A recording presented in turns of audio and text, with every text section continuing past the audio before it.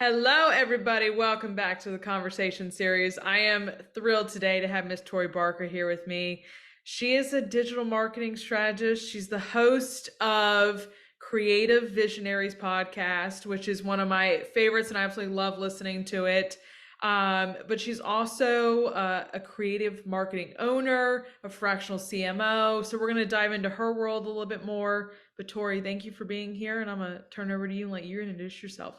Yes, thank you so much for having me. I'm excited to speak to your audience and share any knowledge or expertise that I can. Yeah. Yes. I'm excited.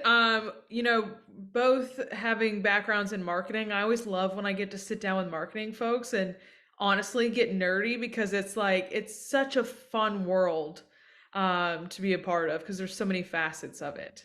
Yes, and it's ever changing, which is exciting because it's for us lifelong learners. We're always learning and we're always growing because the landscape of marketing is always changing. So Okay. it's exciting to be a part of this. And just to kind of give your audience a little background of Yeah. who I am, I came from about 15 years corporate marketing, and then about 4.5, almost 5 years ago, went out and started my own business, Creative Marketing, as a digital marketing agency, Yep. and started, the grind and building the company up. And within that time frame, started a podcast, the Creative Visionaries Podcast.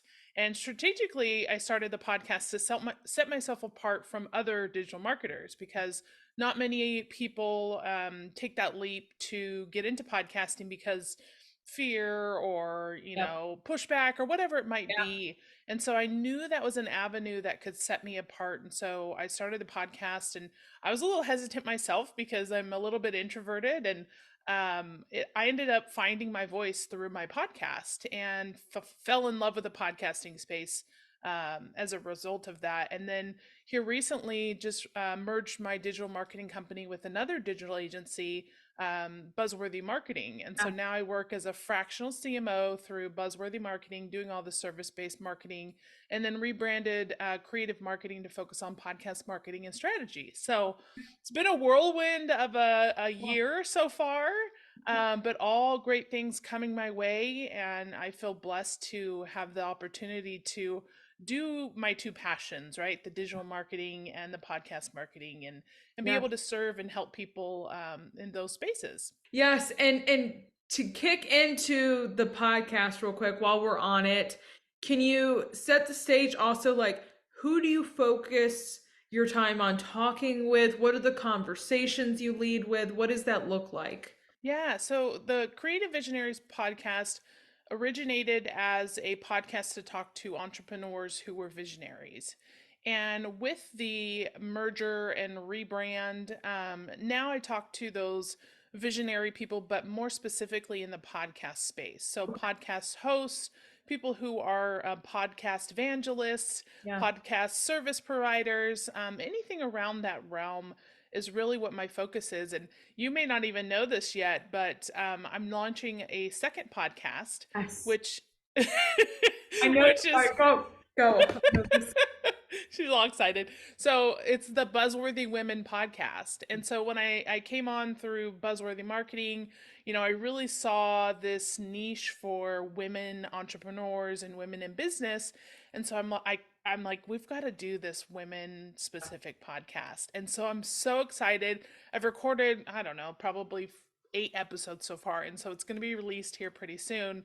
But that podcast is focused on, like I said, women in Yeah. business, entrepreneur females, and just women who are badasses, right? Who want to be known and seen and make a difference. And so Yeah. that's exciting for me. I get to talk to these amazing people on both platforms, and it's just fun to have that opportunity. I love that. And while we're in the entrepreneur mindset, that is a very it's an interesting, it's a hard place to be. You creating your business and then of course merging with what is now Buzzworthy. Like, did you always like entrepreneurship? Where did the entrepreneurship bone kind of come into you? It's interesting. Not really anyone in my family was an entrepreneur or a business owner. My parents, my dad was in construction, my mom was in the teaching space, Yeah. my brother is in law enforcement. And so for me, I entrepreneurship was a necessity for me, if you will. So I was in this my corporate job, and I had gotten to a place where I just felt stifled, right? Like I had all of this creativity, I had these ideas, I had this like urge to do more and help more people. And so I, was like, okay, I have skills, I have, grit, I've got, determination, I can figure things out. So I'm like, you know what, I'll just go freelance, right? Let's just freelance until something comes up because there was nothing out there that really kind of got me excited. So I started doing my own business and contacting people that I knew in my sphere, and slowly I didn't realize I was building a business by all of these people, and helping them with all of the tactics and services and skills that I had that I learned through my corporate career. And so I was like, you know what, let's just make this thing a business, like it's headed that direction. Why not me? And I would listen to podcasts, and I would hear people say, you can do it yourself. And like, you have the flexibility, especially as a mom. It was important to me to have flexibility in my life, to be, there for my kids, to take them to school, to go to sports practices and games. And so this gave my family the opportunity for that flexibility, and that the opportunity to be an entrepreneur, lended itself to be successful. Yeah. And I'm still learning. I mean, I'm not perfect. I think, there's still things that I need to learn as a business owner, because I come to this role as a technician, as a creative, a marketing person. And so the business side of things is where I'm always learning and growing. But I'm excited for the opportunity because it's never ending, right? Like there's always new things coming my way, which is exciting, and I get to help multiple people in the entrepreneurial space as an entrepreneur, Yeah. and just yeah, it's exciting. From I kind of relate to you that I came from a corporate background and now doing more into I'm like I just want to go work for myself, like I just want to go do my own thing. But for you, what was that transition like going from 15 years in corporate to okay, I'm gonna go do my own thing? Because it's two very different worlds hopping into.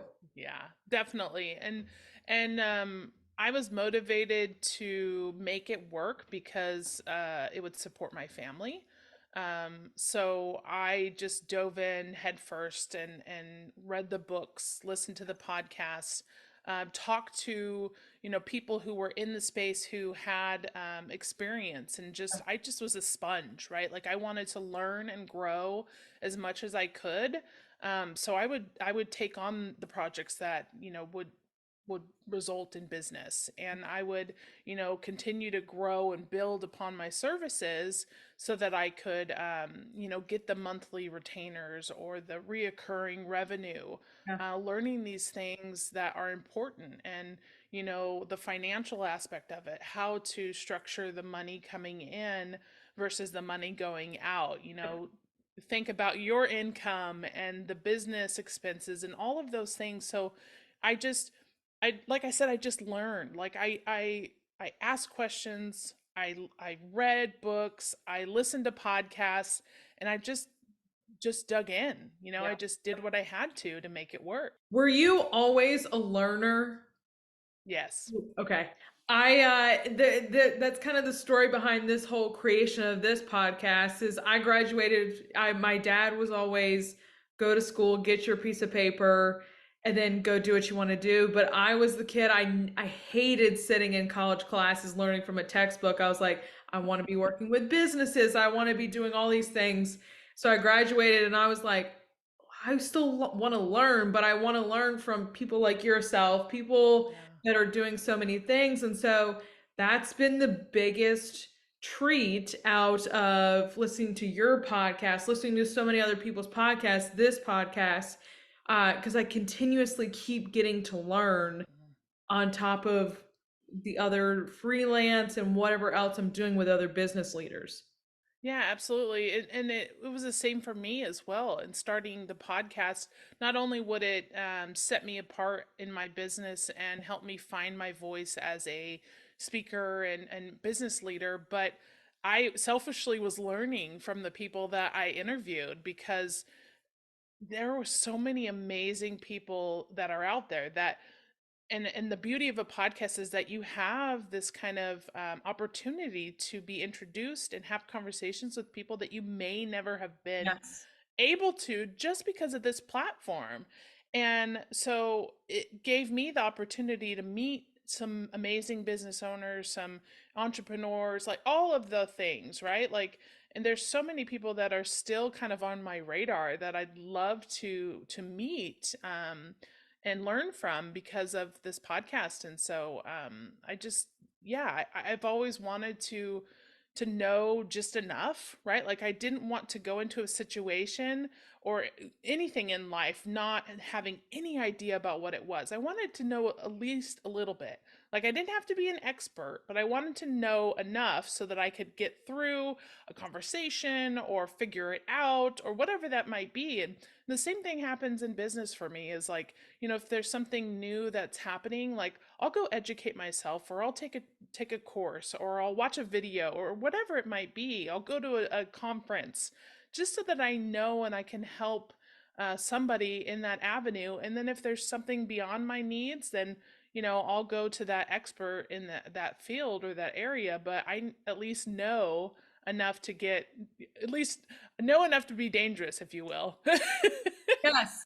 So, and to your point of if I don't know something, I'm gonna go put my head down. I'm gonna go learn at least a little enough to be dangerous. And Yeah. then if someone asks, and I love that even talking with you or other people on the podcast, somebody might come knock my door and be like, "Hey, I saw you talked to Tori. Is there any way I could talk to Tori? Is there any way that I can like ask her some questions about because I'm wanting to be an entrepreneur?" I'm like, those opportunities people come knock. Yeah. I'm like, absolutely. If I can connect other people to people that I've had on the podcast, I Yeah. love that because I'm like, they're wanting to learn too, and they have deeper questions outside of what I might be asking or some whatever it may be. For It's been sure. the coolest thing to connect people as well for them to continue their learning. Absolutely. And that's one of the other things that I love about podcasting is the connection and the networking and the relationships that you build with people. Because, you jump on a call for an hour with someone, but you dive into it, right? You talk about some deep stuff and you talk about like, sometimes hard things. And that builds a connection with somebody so much quicker than DMs and, social media platforms or a phone call or whatever it might be. There's a magic that happens in podcasting and the relationships that you build with these people. There's people who I had as my first guest on my podcast that I still talk to and I consider them friends. And we've never met in person, but we had that bond and that experience that has just continued a connection from the beginning. Yeah. So it's amazing what this platform and medium can do. I say all the time that getting to sit down and do this is a break in my day from my full-time job. It's cathartic, but I love it because it just it's a nice reprieve. And like you were saying, like there's emotions that you think aren't going to be there, but they are. But I truly like I love my hour or how many times I get to do it every single day that I get to sit down Yeah. and have these conversations. People ask me all the time, they're like, do you ever get tired or just not want to film an episode? I said, I said I might be having a rough day leading up to it and might have a weird mindset going in, but I'm like, I go into these and I'm like, my God, that was phenomenal. That was Yes. exactly what I needed in my day to get Yes. me back into the groove and like turn my day around. You It's know, yeah, you're so right. That happens all the time. And I'm glad you said that because I don't like, is it just me? Like these things happen? But it's like seriously, like I'll be leading up to either an interview that I'm going on or I'm interviewing somebody on my podcast and I'm like, gosh, it's been rough or like things are, just not going right. And somehow, serendipitously, the conversation leads to whatever that challenge was. Like there's something in the universe that is like, you need to hear this conversation or you need to have this conversation because it helps you kind of build through or work through these challenges that you were like, oh gosh, I can't do it. But if you push through it, there's something magical that happens that will get you through and you'll be better for it. Yes, absolutely. I want to ask the cheesy question of when you made the transition and you told everybody, I'm going to go start my own thing. I'm going to go start my own business. Probably the common thing is everybody looks at us and goes, are you sure you want to do that? But was there a piece of advice that you loved that you've carried with you, and then a piece of advice that you got and you looked at someone and you're like, did that really just come out of your mouth? Did you really just say that to me? Bad piece of advice. Well, I obviously talked to my family before making this decision because, my parents are a huge part of my life and they helped with the kids and after school and all of that stuff. So this was important to have kind of their feedback and input. And obviously they're my parents, so I value their opinion. And then my wife, talking to her and trying to figure out like, is this something feasible? They all of them were hesitant, but confident in me. Okay. And because entrepreneurship wasn't something that we had been around or used to or anything in our families, that's where the hesitancy came. But it was more like, we trust in you and we know that you can figure it out, work it out, make it work. So they were supportive from the beginning. I had people who were like colleagues of mine who, would say, you have to get like 50 clients, right? Like you have to have 50 clients at X dollar amount in order to make it sustainable. And I'm like, why would I have so many clients? And like that was a piece of advice I was kind of like, really? Like, why can't I just do like a handful of small, bigger clients, high value, and really take care of those people versus like spreading myself so thin. So that was like one of the pieces of advice that I was kind of like trying to figure out like, I don't know about that idea. But you learn as you go. And like I said, when I first started, I kind of just took whatever I could just to get, up and running and then slowly learned my value. And that time is value and that there's only so much time in my day. And I was mindful of that too, because I took this opportunity to be there with my family and to be with my kids. So I didn't want to work all the time Yep. as an entrepreneur. I didn't want to work, nights and weekends and all of that stuff. So I was very conscious of my time and the time that I spent in my business and making sure that I was valued by my clients for that time that I was giving them because of the experience and knowledge that I was bringing to the table. I love it. I think it's a funny thing is that a mistake that people think they're like, oh, people, to your point, like, yes, flexible hours, you're able to most of the time not be strapped to your desk. You're kind of getting to be more part of your own life and your kids' lives and everything. But people are Yeah. like, well, that do you just not work? I'm like, no, you hustle. I'm like, there is Oh, a yeah. hustle behind entrepreneurship, working for yourself, because like you Hmm. were saying, you got to do it because you got to bring the money in, because if not, it's Yeah. kind of bust. You know what I mean? Like, or else you're kind of just not doing what you needed to do to support yourself, your family, whatever it may be. So I look at everybody, I'm like, it might seem pretty and great, and this is like we had our reasons for doing what we're doing, but I'm like, there's hustle. There's always hustle Yeah. behind entrepreneurship. Always.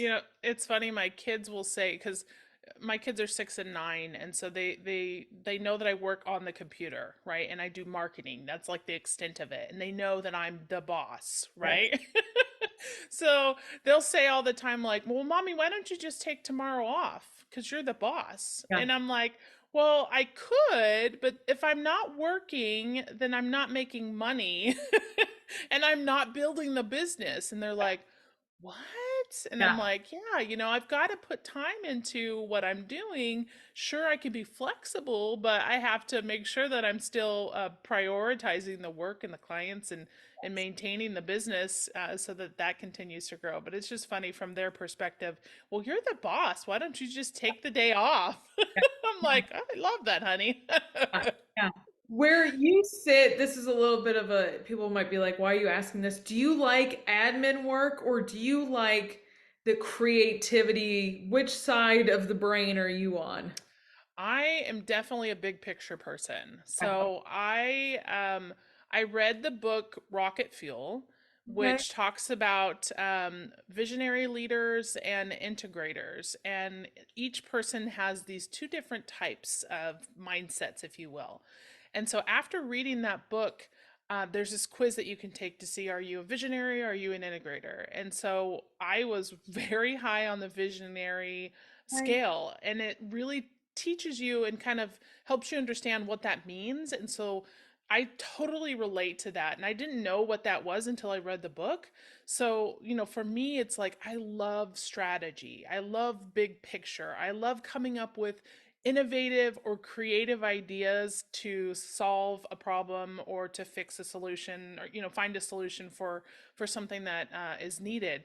So I'm definitely a big picture person. Out of necessity, I have the admin side, the detail oriented, all of that stuff, just because as a business owner you have to have all of it. But I mean, in the long run, if I could just sit and be the visionary and the big picture person and the customer, like just having all of those customer relation type connections with people, that would be my dream. And so I'm working towards it, but yeah, definitely a big picture person. I thrive off of a good calendar. Everybody's like, you have everything in your calendar. I'm like, you don't understand. I was like, I have to be able to see it or else it's gone. I was like, if I Yeah. don't have it down on the calendar or written down somewhere, I'm like, it's lost out from the Yeah. mind because there's 5 million other things that are behind it that are needing to come out at the same time. So I'm like, you just have to kind of, Oh yeah. I love me a Google Calendar. Like I'm color coded. I've got my family calendar and my business yeah, calendar. Like everything's syncing because, it's so important to like I said, time is important to me. And so I'm really my biggest thing that I've been working on right now is time blocking. And I've done appointments and like personal like calendar type stuff, but now I'm really getting more detailed in the time blocking and like actually blocking time off for myself, right?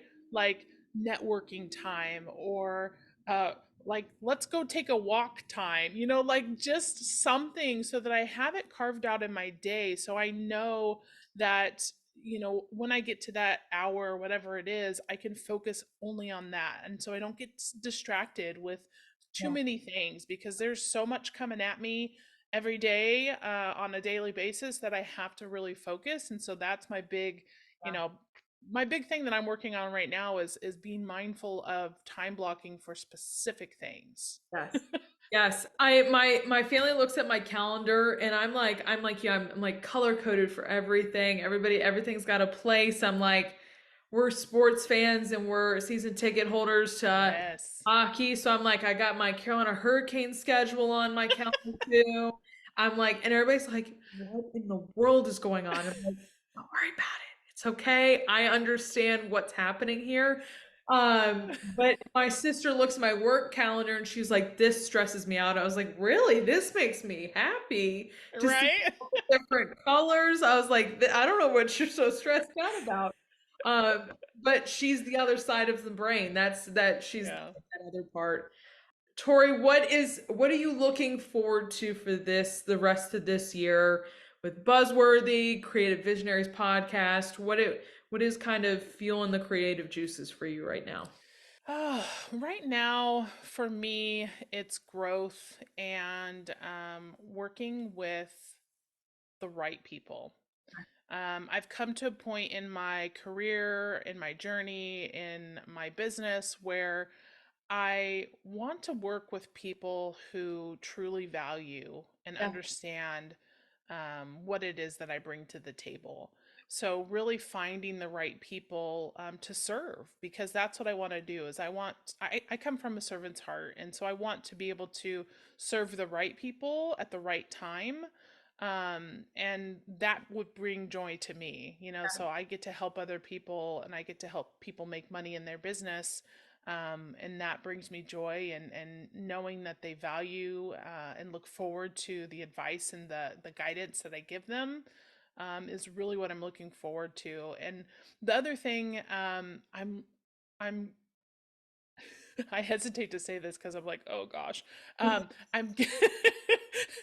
I'm I'm working towards becoming a speaker, like on stage. Okay. Okay. So that's my big like come out of my comfort zone thing that I'm working on this year. So I've got one of my first events that will take place the end of the year. And so getting, like I said, podcast was like totally out of my comfort zone, getting through that, over that hurdle, and now the speaking, and really trying to use my voice to help people from a different perspective, a different avenue of using my voice, and that's on stage and at conferences and that sort of thing. So I'm excited to start growing that side of my business, and working through that. Very cool. Very cool. It's very daunting speaking on stage. I'm like, I've talked to so many different keynote speakers. I'm like, I was always in college, I'd get up and I'd like do a great presentation, but I black out. I was like, I remember nothing when I go up on stage. I was like, I have no recollection at all. But I was told it was great. But so for me, like that'd be a big out of the comfort zone too of Yeah. standing up in front of people. I'm like, oof. Yeah, and it's weird, like you said, like I've done like corporate business presentations, and I've done, talks in front of, an office and Yeah. meetings and that sort of thing. But there's something different about a stage with a conference, and you're coming there as a thought leader, as a voice of reason or influence or whatever it might be. And so just being able to find the right words, I think, and knowing that I'm making an impact, because I feel like I have so much in my head, like all of this knowledge and experience and all of this stuff, that it would be, a disservice to not share that. So I'm gonna work through the discomfort, and I'll probably be a little rusty at first, but just like anything, the more you do it, the better you get at it. So Absolutely, absolutely. I'm excited for excited that. that you're doing this to push this out, to push you outside your comfort zone. I'm very excited to. I want to hear from you when you've done it, how you felt, how it went, um, what that looked like for you, because it's so interesting to hear people's reactions after they speak. Yeah. Like, what'd you do? How'd you do it? I'll probably say I just blacked out. I don't know what happened. Like they recorded it, and and it's funny on that point. Like it's funny when I listen back to my podcast when I'm interviewing people, and I hear myself from the other side. I'm like, did I really say that? Wow, that was really good. Like, I'm impressed with myself. So I'm sure when I get out there on stage and Yeah. start speaking, it'll be the same thing. I'll be like, oh my gosh, I don't even know what I said. And then I can listen back and be like, well, that was really good. I did say something awesome. I don't know if you're like this at all, but I have my dad listens to my podcast and he'll sometimes come pick me up so we can go run on the trail together. And I'll get in the car and he'll have one of my episodes on. I'm like, pause. I'm like, I can't sit in here and listen to myself while With you're sitting you. next to me. He's like, why? I'm like, I can't. I was like, no, he heebie-jeebies. I was like, I can't do it. And so much like I like hate listening myself back because I'm like, I don't know what it is. It's been years of editing videos and stuff like this. I'm like, nope, won't do it. Do it. can't. Just trust the process, Yeah. right? I'm like, I already edited it myself. I already listened to this 5 million times. I did the interview. I'm like, I don't need to listen to myself talk anymore. Oh man, that's so fun. Yeah, it is. It is. Tori, my last question for you is just what inspires you? Well, first and foremost, my family, and specifically my children, and just being able to show them that you can achieve anything that you set your mind to, um, is really what motivates me to get up every day and figure out the things I don't know and grow the business so that I can support my family. Yeah. I love it. I appreciate you coming on and talking with me today and sharing more of your story. And I can't wait to hear how the speaking goes and uh, listen to the new podcast when it comes out. So I just Awesome. thank you, Tori, for joining me today. Yes, thank you so much. It's been a pleasure to share my story and meet you and have a chance to talk with you and share everything that I can. Yes, absolutely. And if you guys do not listen to the Creative Visionaries podcast, it's going to be linked down below as well as Tori's socials. So please, please, please go give it a listen. Go follow along on Tori's journey. And as always, I will see you guys back here next time. Bye, y'all.